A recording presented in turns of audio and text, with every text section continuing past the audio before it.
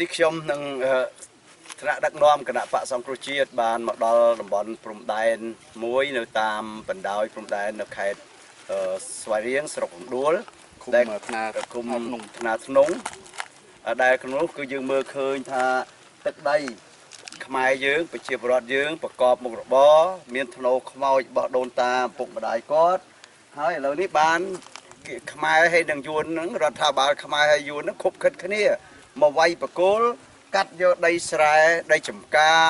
ធ្នូខ្មោចដល់ដូនតារបស់បងប្អូនប្រជាពលរដ្ឋនៅទីនេះ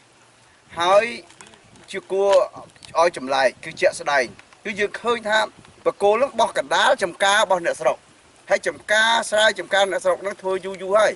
មកបោះនៅក្នុងអញ្ចឹងមានន័យថារដ្ឋាភិបាលរបស់លោកហ៊ុនសែនហ្នឹងមិនឃើញឬមិនយល់ឬក៏ឲ្យគេមកកាត់ដីខ្មែរយកត្រង់យ៉ាងម៉េចហើយខ្ញុំជាក់ស្ដែងដែលខ្ញុំគួរកត់សម្គាល់ឥឡូវនេះបងប្អូនមើលនៅតាមព្រំដែនដែលគេវាយបកគោលយករបស់យើងណាគេដាក់ទាហានយួនពេញព្រៃទាំងអស់រាយតាមព្រំដែនពេញព្រៃទាំងអស់ហើយផ្ទុយវិញទាហានខ្មែរទៅយកដាក់ពាត់ជុំវិញទីលានប្រជាធិបតេយ្យដើម្បី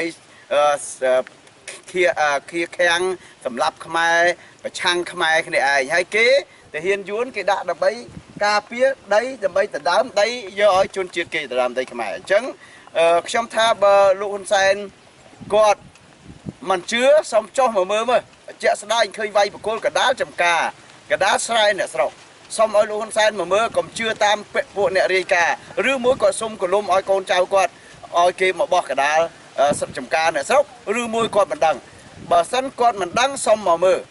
ពួកខ្ញុំមកឃើញជាក់ស្ដែងតែបើដឹងហើយសូមការពារទឹកដីអត់បានទេយើងមិនព្រមជាដាច់ខាតបាទ